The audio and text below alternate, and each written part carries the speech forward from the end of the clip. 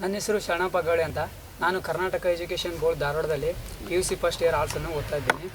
Okay, ಎಷ್ಟು ಜನ ಇರ್ತೀವಿ ನಿಮ್ಮ ಮನೆಯಲ್ಲಿ? ನಮ್ಮ ಮನೆಯಲ್ಲಿ 5 ಜನ ಇರ್ತೀವಿ ಮೇಡಮ್. ನಾವು ನಮ್ಮ ತಂದೆ ತಾಯಿಗಳು ಇಬ್ಬರು ಕೂಲಿ ಮಾಡ್ತಾರೆ. ನನ್ನ ತಂಗಿಯರು ಇಬ್ಬರು ಇದ್ದಾರೆ ಮೇಡಮ್. ಅವರಿಬ್ಬರು ಫಸ್ಟ್ 5th 6th ಓದ್ತಿದ್ದಾಳೆ ಮೇಡಮ್.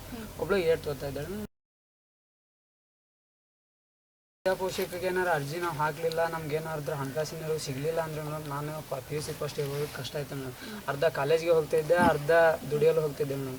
ನಾನು ಇದು ವಿದ್ಯಾಪೋಷಕ ಆಗಿದ ಮೇಲೆ ಮೇಡಮ್, ನಾನು ಪೂರ್ತಿ ಈಗ PUC ಫಸ್ಟ್ ಇಯರ್ ಕಾಲೇಜ್ಗೆ ನಾನು ಹೋಗಲು ನೆರವಾಗಿದೆ ಮೇಡಮ್. ಹಣಕಾಸಿನ ನೆರವು ವಿದ್ಯಾಪೋಷಕ ಥ್ರೂಲಿಂದ KSHK ಅವರು ಒದಗಿಸಿದ್ದಾರೆ ಮೇಡಮ್.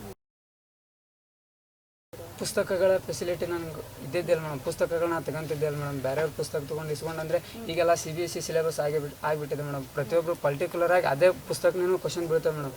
ಅದಕ್ಕೆ ಓದೋದು ಸ್ವಲ್ಪ ಡಿಫಿಕಲ್ಟ್ ಆಗ್ತೈತೆ ಮೇಡಮ್. ಈಗ ನಮ್ಗಂತಂದ್ರೆ ಪರ್ಟಿಕ್ಯುಲರ್ ಆಗಿ ಬುಕ್ ಒದಗಿಸಿ ಕೊಟ್ಟಿದ್ರಿಂದ ನಂಗೆ ಓದೋದಕ್ಕೆ ತುಂಬ ಹೆಲ್ಪ್ ಆಗಿದೆ ಮೇಡಮ್. ನನಗೆ ಫಸ್ಟ್ ಟೈಮ್ ಇಂಗ್ಲೀಷ್ ಎಷ್ಟಿದೆ ಅನ್ನೋದು ಗೊತ್ತಿದ್ದಿಲ್ಲ ಮೇಡಮ್. ನಮ್ಮ ಕನ್ನಡ ಅಷ್ಟೇ ನನಗೆ ಬಿಡು, ಇಂಗ್ಲೀಷ್ ನಮ್ಮ ಲೈಫ್ನಲ್ಲಿ ಬೇಡ ಅಂತಂದೆ. ಆದ್ರೆ ಫಸ್ಟ್ ಕ್ಯಾಂಪ್ ನಾನು ಶಿಶುನಾಳಲ್ಲಿ ಅಟೆಂಡ್ ಆಗಿದ್ದೆ ಮೇಡಮ್.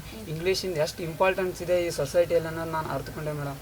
ನಂಗೆ present tense skills, life skills, study skills, ನಾವು ಹಳ್ಳಿಯಲ್ಲಿ ಇರ್ತೀವಲ್ಲ ಮೇಡಮ್, ನಮ್ಗೆ ಏನು ಗೊತ್ತಿದ್ದಿಲ್ಲ ಮೇಡಮ್. ಫಸ್ಟ್ ಆಫ್ ಆಲ್ ನಾವು ಆ ಕ್ಯಾಂಪ್ನ ನಾವು ಅಟೆಂಡ್ ಮಾಡಿದ್ದಕ್ಕೆ ನಮಗೆಲ್ಲ ತಿಳಿದು ಮೇಡಮ್. 2ನೇ ಕ್ಯಾಂಪ್ನ ದೇವ್ರ ಹುಬ್ಬಳ್ಳಿಯಲ್ಲಿ ಅಟೆಂಡ್ ಆದೆ ಮೇಡಮ್. ಇಲ್ಲಿ ಕಮ್ಯುನಿಕೇಷನ್ ಸ್ಕಿಲ್ಸ್, ಲೈಫ್ ಸ್ಕಿಲ್ಸನ್ನು ನಾನು ಕಲ್ತಿದ್ದೇನೆ ಮೇಡಮ್.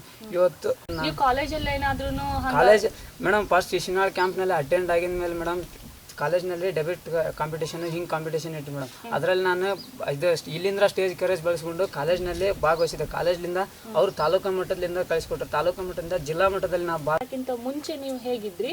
ಕ್ಯಾಂಪ್ ಅಟೆಂಡ್ ಆದ್ಮೇಲೆ ನಿಮ್ದು ಹೆಂಗೆ ಆಕ್ಟಿವಿಟೀಸ್ ಹೆಂಗೆ ಚೇಂಜ್ ಆಗಿದೆ? ಕ್ಯಾಂಪ್ ಅಟೆಂಡ್ ಆಗೋದಕ್ಕಿಂತ ಮುಂಚೆ ಮೇಡಮ್ ನಾ ಸ್ಟೇಜ್ ಮೇಲೆ ಒಟ್ಟು ಹೋಗಿದ್ದೆ ಮೇಡಮ್. ಮೇಡಮ್ ನನ್ನ ಗೋಲ್ KS ಆಫೀಸರ್ ಆಗ್ಬೇಕು ಅನ್ನೋದಿದೆ madam. KS officer. Yes madam. ಹೆಂಗೆ ಪ್ರಿಪ್ರೇಷನ್ ನಡೆಸಿ? ನಾ ಈಗ ಬುಕ್ಸನ್ನು ರೆಫರ್ ಮಾಡ್ತಾ ಇದ್ದೇನೆ ಮೇಡಮ್ ಡೈಲಿ. ಅದು ಕ್ವಶನ್ ಪೇಪರ್ನ ಪೂರ್ವಭಾವಿಯಾಗಿ ಹಿಂದಿನ ಕ್ವಶನ್ ಪೇಪರ್ ಎಲ್ಲ ರೆಫರ್ ಮಾಡ್ತಾ ಇದ್ದೇನೆ ಮೇಡಮ್.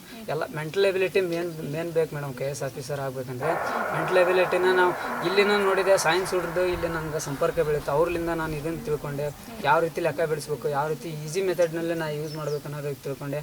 ಈಗೆಲ್ಲ ಮೆಂಟಲ್ ಎಬಿಲಿಟಿ ಎಲ್ಲ ಕ್ವಶನಿಗೆ ನಾನು ಆನ್ಸರ್ ಆಗೋಕ್ಕೆ ಅರ್ಹತೆ ಹೊಂದಿದ್ದೇನೆ. ನಂಗೆ ಫಸ್ಟ್ ಆಫ್ ಆಲ್ ಗೊತ್ತಿದ್ದಿದ್ದೆ ಮೇಡಮ್. ಶಿಶುನಾಳ್ ಕ್ಯಾಂಪಿಗೆ ಅಟೆಂಡ್ ಆದೆ, ದೇವ್ರ ಹುಬ್ಬಳ್ಳಿ ಕ್ಯಾಂಪ್ ಅಟೆಂಡ್ ಆದೆ ಮೇಡಮ್.